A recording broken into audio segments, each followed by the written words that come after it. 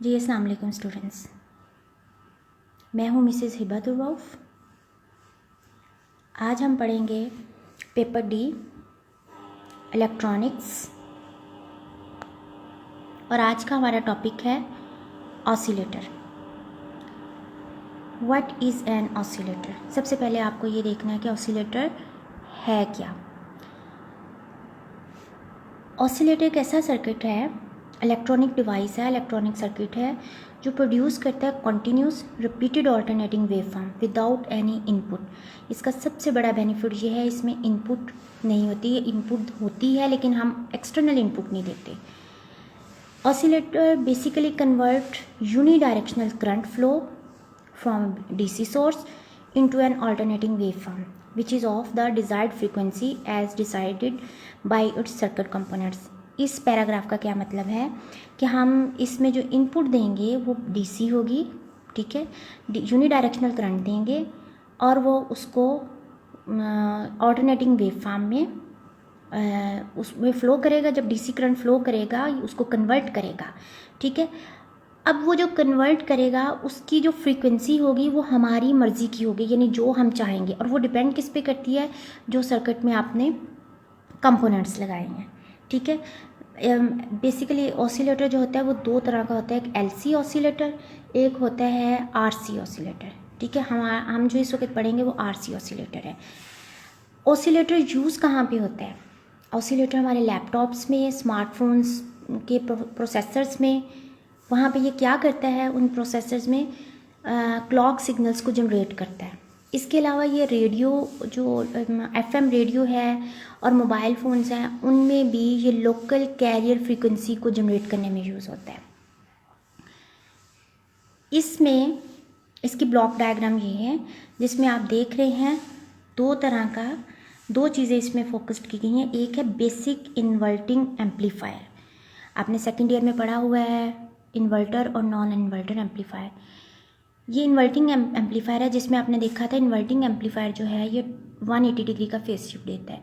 यहाँ जो ऑसिलेटर में हम इन्वर्टिंग एम्पलीफायर यूज़ करेंगे, ये ट्रांजिस्टर एज एन एम्पलीफायर हम यूज़ करेंगे। और ट्रांजिस्टर एज एन एम्पलीफायर जब हमने पढ़ा था उसमें भी हमने ये चीज़ देखी थी कि ट्रांजिस्टर इसको 180 डिग्री का फेज शिफ्ट देता है। ये आपके पास,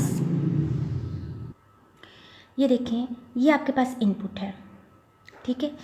इनपुट यहाँ से जा रही है बेसिक इन्वर्टिंग एम्पलीफायर में से पास करती है और ये इसको 180 डिग्री का फेज शिफ्ट देती है। देखिए अब इसमें सिग्नल जो है वो 180 डिग्री पे पलट गया है और V0 इसकी आउटपुट है। यही आउटपुट हम फीडबैक नेटवर्क में से पास करेंगे, V0।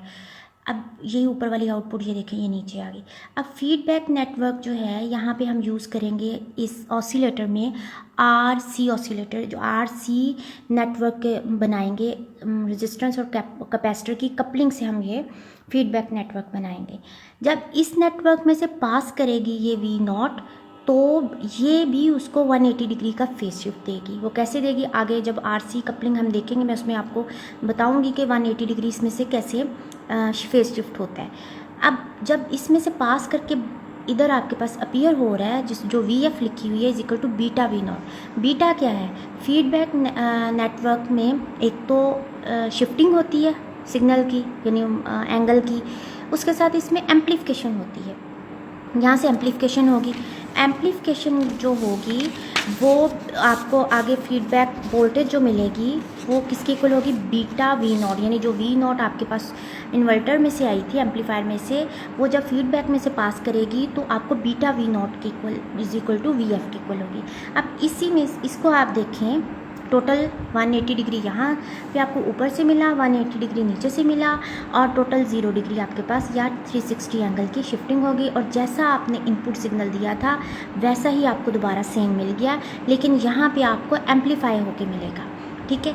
इसी में से कुछ हिस्सा हम लेके दोबारा इनपुट के तौर पे ऊपर दे रहे हैं। मीन्स हम इसको सिर्फ एक दफ़ा इनपुट देंगे, उसके बाद नीचे से ही हम फीडबैक नेटवर्क में से ही इसका थोड़ा सा हिस्सा लेंगे, इनपुट लेंगे और उसको दोबारा ऊपर इनपुट के तौर पे दे देंगे, किसको? बेसिक एम्पलीफायर को। इस तरह से ये हमारा सर्किट जो है ये रनिंग में रहेगा। अब यहाँ पे एक चीज़ और समझने वाली है कि अगर एम्प्लीफिकेशन कैसे हो रही है, यानी कि ये ऑसिलेशन तो हो रही है, एम्प्लीफिकेशन का फैक्टर कैसे आपको समझ आएगा। अगर हमारे पास ये इनपुट जो है, यहाँ पे हम सपोज 1 एम्पियर करंट देते हैं, ठीक है, 1 एम्पियर करंट एम्पलीफायर में से पास होके उसकी मैग्नीट्यूड को सपोज डबल कर देता है, यानी 2 एम्पियर कर देता है। 2 एम्पियर पॉजिटिव साइकिल का होगा, 2 एम्पियर नेगेटिव साइकिल का होगा। टोटल हमारे पास यहाँ V नॉट के जहाँ लिखा हुआ है, यहाँ पे करंट की फॉर्म में जब हम लेंगे, सपोज यहाँ 4 एम्पियर आ जाता है, यानी एम्पलीफाई हो गया है। जब यहाँ से फीडबैक नेटवर्क में से ये पास करके beta V not total voltage भी जो एम्पलीफाई होगी हो जाएगी।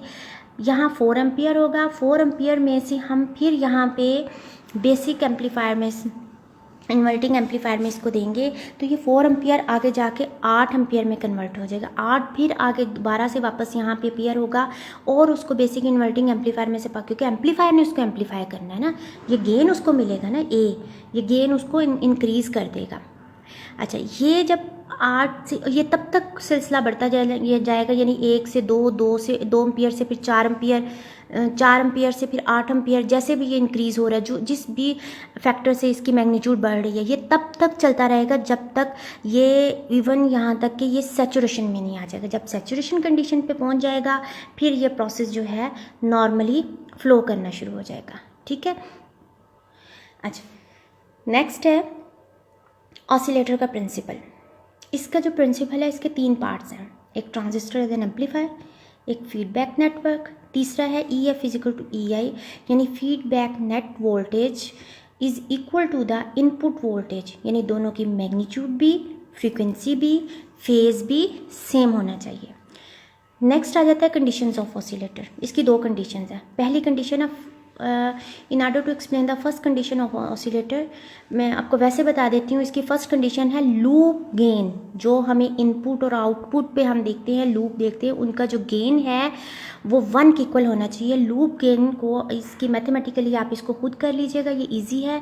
इसका लूप गेन है beta A, beta amplification factor है, ए गेन है, दोनों का प्रोडक्ट 1 के इक्वल आना चाहिए। ये इसकी फर्स्ट कंडीशन है, ठीक है।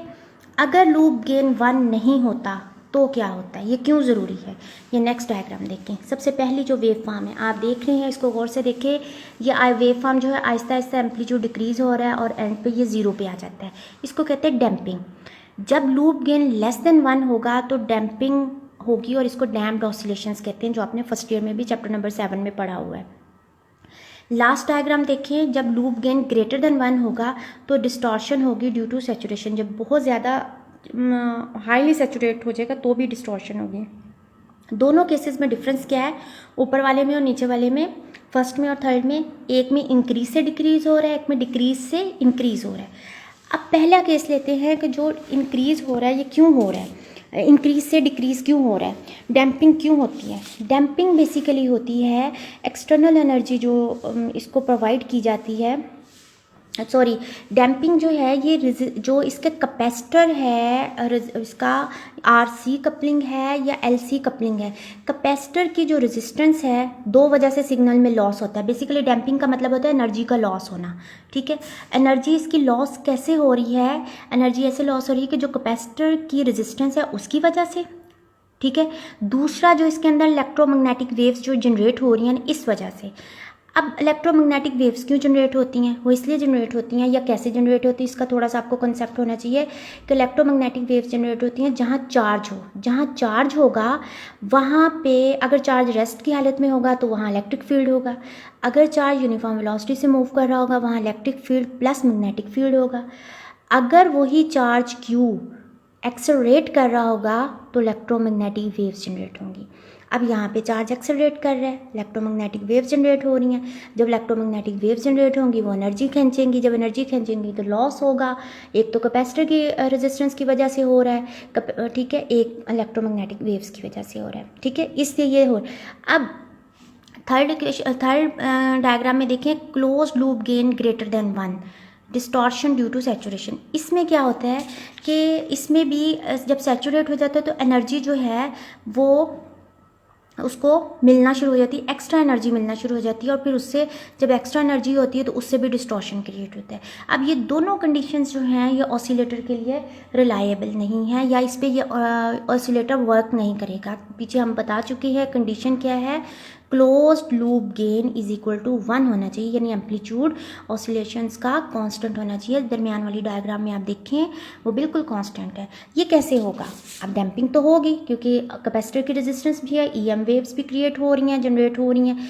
ये कैसे होगा? जब हम इसको डैम्पिंग को ख़त्म करने के लिए हमें इसको एनर्जी देनी पड़ेगी, जो एनर्जी लॉस हो रहा है एनर्जी का वो हमें प्रोवाइड करना पड़ेगा। वो हम कहाँ से प्रोवाइड करेंगे? उसके अंदर जो हम ट्रांजिस्टर लगाते हैं, ट्रांजिस्टर इसको एनर्जी जो है वो प्रोवाइड करता है और इसे स्मूथ फॉर्म में आ जाता है और लूप गेन इसका 1 के इक्वल आ जाता है। ठीक है, ये इसी को उन्होंने दोबारा से एक्सप्लेन किया, डैम्प्ड क्या होता है, ग्रेटर देन 1 क्या होगा और इक्वल टू 1 क्या होगा। ठीक है, इसको भी आप पढ़ लें।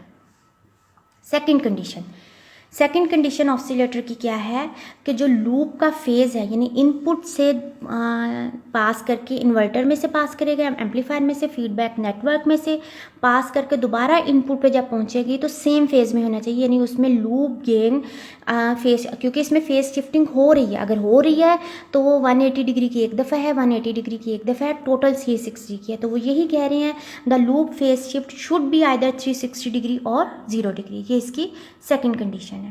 ये इसकी ब्लॉक डायग्राम दिखाई हुई है दोबारा से कि इन्वर्टिंग एम्पलीफायर, नीचे फीडबैक नेटवर्क है। तो सिग्नल जो इनपुट का जा रहा है, इनपुट का सिग्नल जो है वो जाके आगे जो इन्वर्टर में से गुजरता है वो एम्पलीफायर होके भी दिखाया हुआ है और 180 डिग्री का फेज शिफ्ट भी है। इसी को दोबारा नीचे शो किया हुआ है, सेम इस वाले सिग्नल को सेम नीचे दोबारा शो किया हुआ है और ये फीडबैक नेटवर्क में से पास करता है। यहाँ से फिर अगेन इसको 180 डिग्री का फेज शिफ्ट मिलता है। अब आप देख सकते हैं ये दोनों डायग्राम, ये वाली और ये दोनों के वेव फॉर्म्स जो हैं, इन दोनों की वेव फॉर्म सेम है। ठीक है, यही जो हम दोनों कंडीशंस फुलफिल हो रही हैं और इसका प्रिंसिपल भी फुलफिल हो रहा है। अब वर्किंग स्टार्ट हो जाती है ऑसिलेटर की। Oscillator circuit gives output without input. Circuit diagram सबसे इम्पोर्टेंट, इसका बहुत हद तक डायग्राम को पीछे मैं एक्सप्लेन कर चुकी हैं, लेकिन यहाँ पे अब इस डायग्राम को प्रॉपरली ड्रॉ किया हुआ है। ये डायग्राम बहुत इंपॉर्टेंट है। आपकी डायग्राम अगर करेक्ट ड्रॉ की हुई होगी, आप अच्छे से बनाओगे इसको, तो आपका जो आपने इसकी थ्योरी वर्किंग जो भी लिखा होगा तो ही वो इस पर फुलफिल होगा, अदरवाइज़ ये फुलफिल नहीं होगा। अगर डायग्राम आपकी सही नहीं बनी होगी तो वर्किंग भी आपकी उसके अकॉर्डिंग, क्योंकि आपने डायग्राम के साथ साथ उसको एक्सप्लेन करना होता है। अच्छा, अब सर्किट डायग्राम में देखें, ये देखें, ये इतनी डायग्राम जो है इसको देखें, इसको, ये है आपके पास inverting amplifier, transistor as an amplifier.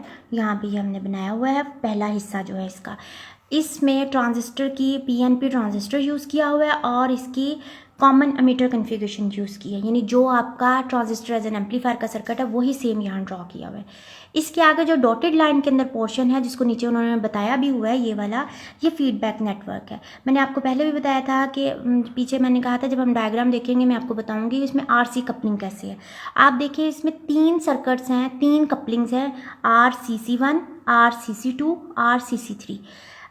और जो आपके पास इन्वर्टर है ये आपको देता है 180 डिग्री का एंगल। आप ये देखें, यहाँ से इनपुट गई, ये इनपुट है, और ये आपके पास यहाँ पे C पे जो आउटपुट के तौर पे आ रही है ये V0 है। ये आपके पास 180 डिग्री के फेज शिफ्ट की वजह से है, 180 डिग्री फेज शिफ्ट के साथ है। अब ये क्यों है? क्योंकि ट्रांजिस्टर इन्वर्टिंग एम्पलीफायर है और इसने इसको 180 डिग्री का एंगल का शिफ्ट दे दिया है। अब यही सिग्नल पास करेगा फीडबैक नेटवर्क में से, इसमें से पास करके इसको मज़ीद 180 डिग्री का शिफ्ट मिलना है। ये कैसे मिलेगा? RCC1 पहले RCC1 में से गुजरेगा, इसको 60 डिग्री का शिफ्ट मिलेगा। नेक्स्ट RCC2 में से गुजरेगा, इसको फिर 60 डिग्री का फर्दर शिफ्ट मिलेगा। नेक्स्ट थर्ड जो है RCC3 में से गुजरेगा, फर्दर 60 डिग्री का इसको फेज शिफ्ट मिलेगा। टोटल फेज शिफ्ट हो जाएगा 180 डिग्री और यहाँ पे आपको आउटपुट सेम वही मिलेगी जो आपने यहाँ से इनपुट दी थी। और इसी में से हम फीडबैक नेटवर्क में से ही, ये देखिए ऊपर लाइन जो एरोस के साथ जा रही है इधर को, यही दोबारा से CC के थ्रू हम बेस को इनपुट दे रहे हैं। ठीक है, ये इसकी सर्किट डायग्राम की डिस्क्रिप्शन थी। इसमें जो कंपोनेंट्स हैं, एक आप इसमें हेडिंग भी बना सकते हैं सर्किट डायग्राम का, सर्किट डिस्क्रिप्शन। जो जो कंपोनेंट्स यूज़ किए हुए हैं उनको आप लिख सकते हैं कि ये CC और RB1 ये बेस और इनपुट कपलिंग है, और ये RE और CE जो है ये आपके पास इसको ग्राउंड करने के लिए है, और ये ट्रांजिस्टर एज एन एम्पलीफायर का सर्किट है, और फीडबैक नेटवर्क में हमने RC कपलिंग यूज़ की हुई है। ठीक है, आगे इसकी वर्किंग है। वर्किंग वही है जो मैंने अभी आपको बताया, फिर भी मैं आपको इसको रीड कर देती हूँ। It consist of an amplifier and feedback network. The fraction of output यानी एक छोटा सा हिस्सा आउटपुट का is given to the input through the RC circuit. Input पे हमने RC सर्किट लगाया हुआ है, उसके थ्रू हम उसको देते हैं। इनपुट पे ये वाला जो R, B1 और C ये आपने इस सर्किट के थ्रू आपने बेस को आप इसको दे रहे हैं। In this way, the amplifier provided it an input from the output. When signal feed to the input terminal, it appears at the output of the amplifier with a phase shift of 180 degree. ठीक है, when this signal यानी amplifier में से पास करने के बाद when this signal passes through the feedback network, an additional phase shift of 180 degree is received. Therefore, total phase shift between input and output signals are 360 degree or 0 degree. This is necessary condition for the oscillator. In this way, the oscillator begins to oscillate for a desirable frequency. Moreover, the frequency of the oscillator depends upon the value of R and C. इसमें कुछ spellings के mistakes, कुछ इस तरह की mistakes होंगी, वो आप करेक्ट कर लीजिएगा। Thank you. Stay blessed and stay home.